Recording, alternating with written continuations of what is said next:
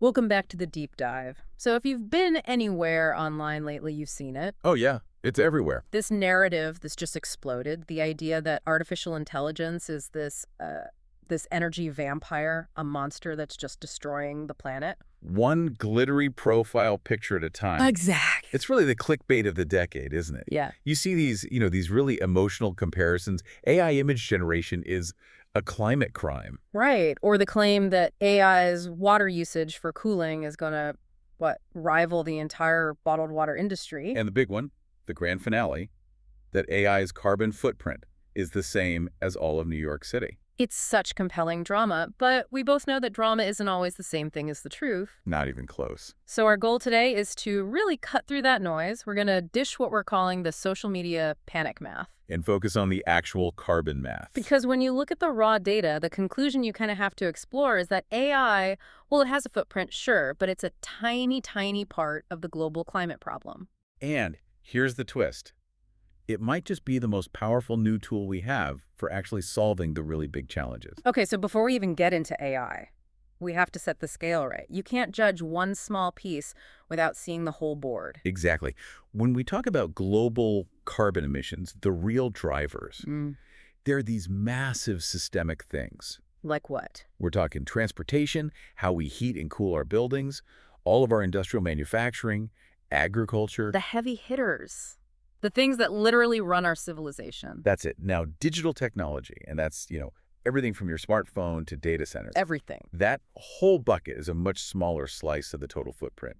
And data centers themselves, where AI training actually happens, they account for roughly 3% of global carbon emissions. 3%. Okay, just to put that in perspective, that's about the same as global aviation. It is. And we talk about flying being a huge environmental issue all the time. All the time. So if the entire data center industry is 3%, then AI itself is just a little sliver inside that 3%. So when people say AI is the #1 climate villain, they're missing the forest for a single sapling. okay, let's unpack that sliver inside the slice.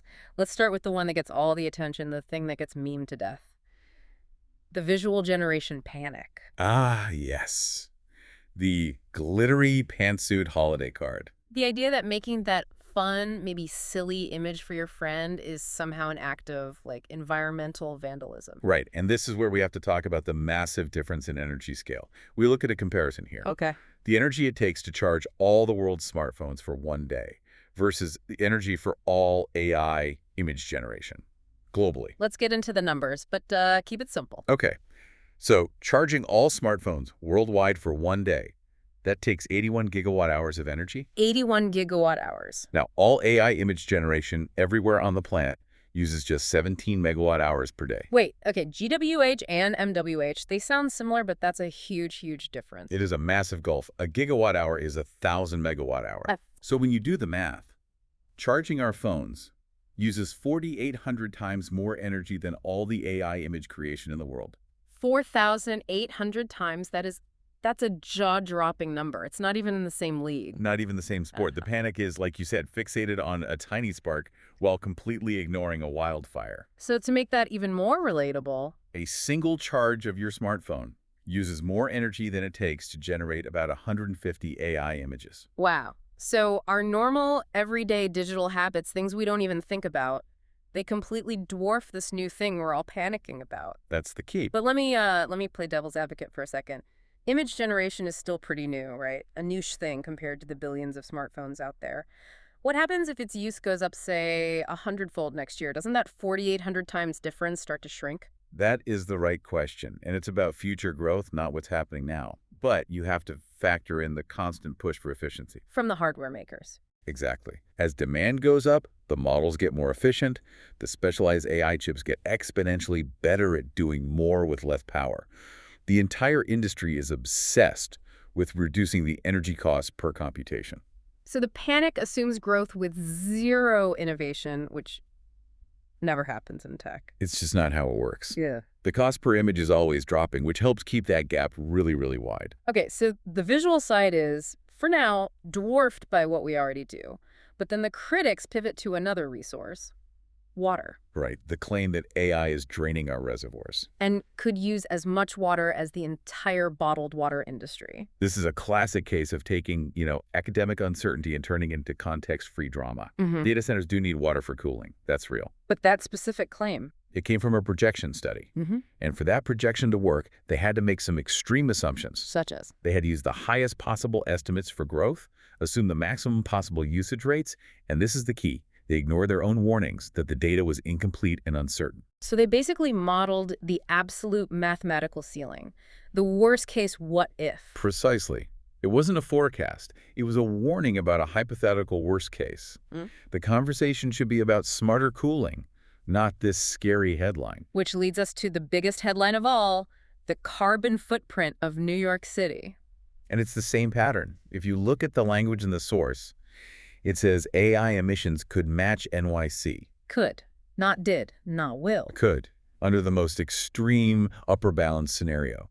They take the hypothetical limit and report it like it's a current fact. So if our attention shouldn't be on AI, where should it be? Just to put the scale back in focus. Well, forget the 3% data center slice for a minute. Just manufacturing the devices we all use. Our phones, laptops. Yep. That releases around 146 million tons of co-euros every year. And that's just to make the hardware. Before we even plug it in to charge it 4,800 times more than all the AI images being made. That is the core insight right there. It totally reframes the conversation. We're spending all this energy blaming AI, this tiny slice of a slice, but we're ignoring the carbon cost baked into the phone we're holding to complain about it. That's it, exactly. You know, this whole thing feels familiar. It sounds exactly like the early freak out over electric vehicles. It's fascinating how similar the narrative arc is. I mean, when EVs first appeared, what was the big criticism? The batteries. EVs are actually worse because of the batteries. Yeah. It was all about the carbon cost of manufacturing them, the impact of lithium mining. And to be fair, that manufacturing cost is real. It is. You can't just ignore it. But what the full life cycle analysis showed, again and again, is that the upfront carbon cost is paid off really quickly by having zero tailpipe emissions. And the longer you drive it, the cleaner it gets, especially as the grid gets greener. Exactly. So EVs went from this thing critics called a dirty technology to being seen as a clear part of the climate solution. And AI is in that exact same spot now. Yes, it uses energy. Yes, data centers have to get cleaner. But we need to shift from focusing only on what it consumes to what it can do. It's leverage. That's the word, leverage. AI isn't just making pictures, it's being used in those huge, high-emission sectors that make up the other 97% of the problem. Okay, let's give some concrete examples of that leverage. Take the energy grid.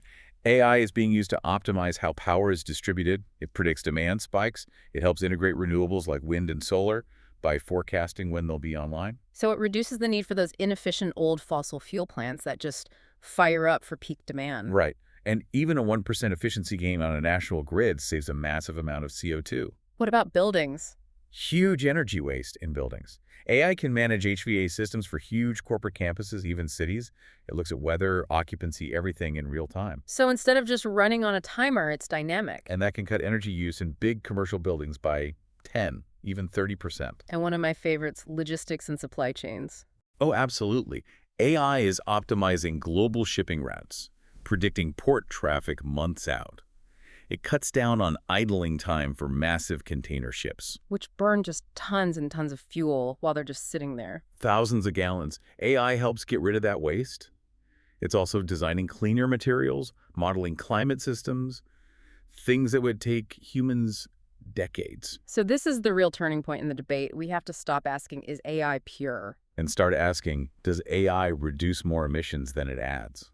If you can use it to cut emissions by just a few percent in a huge sector like transportation or industry, that positive impact totally dwarfs its own footprint. It's a hyper-efficient tool. You're spending a little bit of energy to save a massive amount of energy. And if that math works out and the evidence says it does, then we should be scaling it as fast as we can as long as we power it cleanly. Okay, this brings us to the serious questions. If we get past the symbolic outrage, just yelling AI BD on Instagram, what's the grown-up agenda? What should we actually be focused on? The focus has to be on infrastructure and strategy, not just consumption panic. So question 1, how quickly can we decarbonize data centers? That's just about the energy source. Coal power, dirty AI. Solar power, clean AI. It's the fundamental piece.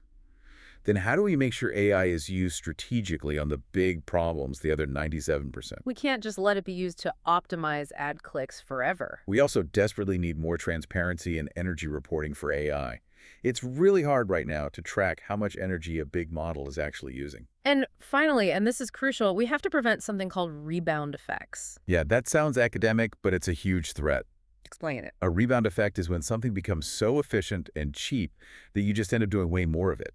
Like if your car gets great gas mileage, so you start taking more road trips and you end up burning the same amount of gas anyway. You cancel out the gains with more volume. We have to make sure AI's efficiency doesn't just lead to a massive explosion of trivial, low-value computing tasks at a scale that overwhelms the benefits. So those are the grown-up questions. They take policy, engineering.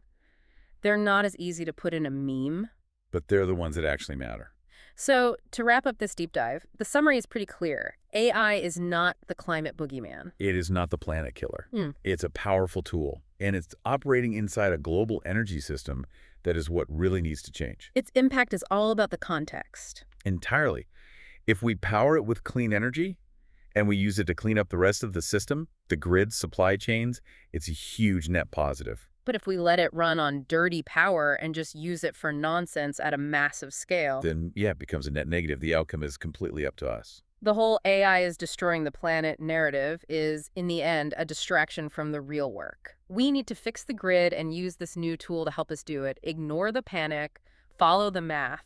And here's one last little data point to really chew on, just to drive home the efficiency part. Okay, let's hear it. To generate the research, the notes, the full script for this entire conversation you just listened to, Yeah. it took about 5 watt-hours of energy. 5 watt-hours. What is that in, like, real-world terms? That's about the same amount of energy it takes to run the little light bulb inside your refrigerator for 1 hour. Wow, that's it. That's it. So when you think about the incredible efficiency of using AI for information versus, just our daily charging habits, it really tells you where we should be focusing our efforts.